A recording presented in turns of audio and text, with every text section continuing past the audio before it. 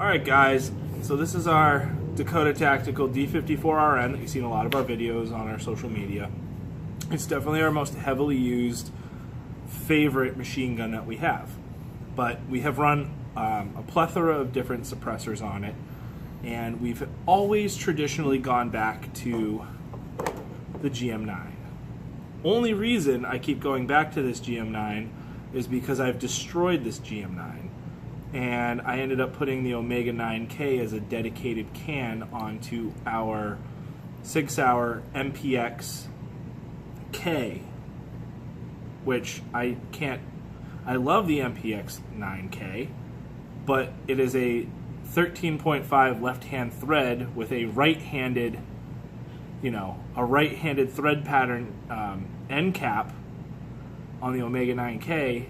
So what you have to do with the silencer can and SIG's end cap, the 13.5 left-hand end cap, is keep a set of channel locks with you to literally tighten on the end cap, then tighten on the end cap onto the gun. It sucks and it loosens up. So I've been always gravitated back towards my MP5 because the cans don't come off. They're all QD. The Gemtech can is a QD, goes right on, and then locks in place. Boom, it's there. It's got some rattle to it. It rattles around a little bit, and then it has some concentric play, which also is obviously a little concerning over time that it wears out and starts to have play like that. And you don't want that. It also has some air gaps in the can. A lot of carbon blows back through the adapter cap. These cans have a three-piece assembly. This screws into this sleeve screws over this, and you can never get this off. You shoot 50 rounds through this full auto, and that can is locked. This cover, the sleeve, is locked onto it. You cannot remove it. You can put a strap wrench on it. You have to put this in a machinist vise to get onto these little tiny flats, and then you got to pray to God that it comes off. You got to put it in a sonic bath cleaner overnight. It's a nightmare. The baffle system, which I would love to show you on this can, but I can't because I can't get it off. I just got this back from Gemtech about a month ago. I sent it to them to get the sleeve removed, to be cleaned, and to potentially be recoated. They didn't clean the can. They only removed and loosened the sleeve, and then I spent about 4 or 5 hours scrubbing the flanges of the interior of the baffles that are CNC cut into the aluminum, literally sanding and filing the carbon out because it was baked on so hard. Their recommendation moving forward was every 100 to 200 shots to loosen up the outer sleeve and make sure that it's free. I don't have time for that. I really don't want a can that I literally have to disassemble every so often, like very often. 200 rounds through this gun's like less than a minute. When you have all the mags loaded, 200 rounds through this gun's literally like 30 seconds. So I don't have time. I'm not going to grab a hot can while it's still hot, try to break it loose, keep it lubricated. Like, it's just not a user-friendly can. It's supposed to be user-serviceable. It's a nightmare. It's not even that quiet. And then this thing gets so much carbon plowed into it that it actually locks the collar forward, and then this thing just falls off. So I've had great success with this can in the past, but it's just now becoming more of a hindrance than anything. So I will probably retire this to some pistol and put a normal 1/2x28 end cap on it and move on with my life. Also, this can sits, once it's mounted, it sits about 8 inches from the front of this handguard out in front of the gun. So there you go. Anyway, on to an MP5 specific dedicated can. We picked this up. We're friends with some folks over at Surefire. They told us that we had to have this can. So we're excited to run it. We haven't shot it yet, so this is a pre-shoot review, tabletop review of just what we've observed so far. This can, out of the case, comes with this cool nylon case. This is the Surefire SF RYDER MP5. So it's a MP5 specific can. It's pretty heavy. It weighs quite a few ounces more than an aluminum Gemtech can, but its decibel rating is better. It's also shorter by 1/4 inch. And this lovely can comes with tools. Anyway, there's a tool up in here in a little plastic sleeve that's stuck. It's the baffle remover tool if they are baked on.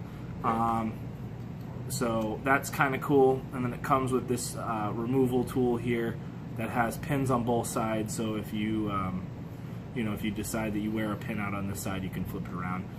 The whole point of this is you can slide it into the can, so it keeps it concentric, and then you can remove your end cap. The end cap in this can actually has an O-ring in it. It's a pretty dense machine thread pattern, so it really locks it on. It seals the can really well. The Gemtech can sleeve has an air gap that actually rattles when you first get it, so it has a lot of gases coming out and a lot of blowback. This can has an O-ring here, like I said. You can see there's the end cap. Again, this is a pretty heavy can, but the MP5 is already not a very light gun as it is, so having a couple more ounces on the muzzle is not a game changer for me in any regard. It's mostly heavy because this is a steel can. It's got some really nice baffles. It's got a baffle cup system in here. I don't feel like taking it apart because I hate reassembling baffles. But again, this is a user serviceable can, but it's got baffles, so it's going to be way easier to clean, way easier to take apart. It actually comes with a tool to take it apart, so I'm not going to pull my hair out trying to figure it out. And it locks on to the 3-lug. The coolest thing about this can, it's not as QD as the other QD adapter cans out there, the QD end caps for MP5s, but this one will ensure that it will always stay concentric. It's never going to wobble, and it locks onto it. It is fairly QD. So what is it? We have, so like any QD can, you push in and lock it in place, and it's locked. Then you turn it clockwise, and then let it click. It's got this latch here that easily loosens up if you need to, and it locks the can on. Its overall length from the handguard is about 7 3/4 inches. Sorry, 7.5 inches, just over 7.5. It's locked on there, and there is zero wobble. This can is not moving, so it's a little bit shorter, a little bit heavier, but now there's zero wobble. I'm never going to have a baffle strike or the potential for a baffle strike, and it's sealed on there. It's got an O-ring out here, it's got an O-ring in the back, and now it's sealed and locked onto the barrel. So it's a tight system. It's going to be quieter.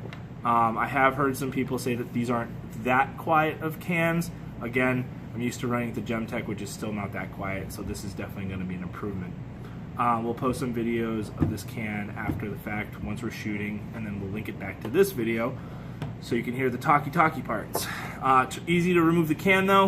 You hit their latch down, rotate it left, it'll lock on one of the lugs, and then you can continue loosening it up.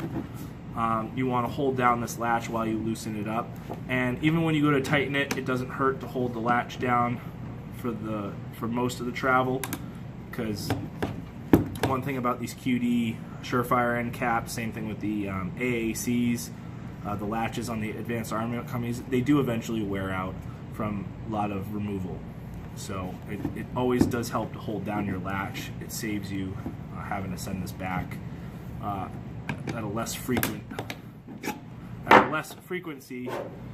than you need to. So this is the Surefire SF RYDER MP5 can with our Dakota Tactical, and we will be shooting the heck out of this can. Thanks for watching. Guys, click like, subscribe, check us out, leave a comment. We love to hear feedback.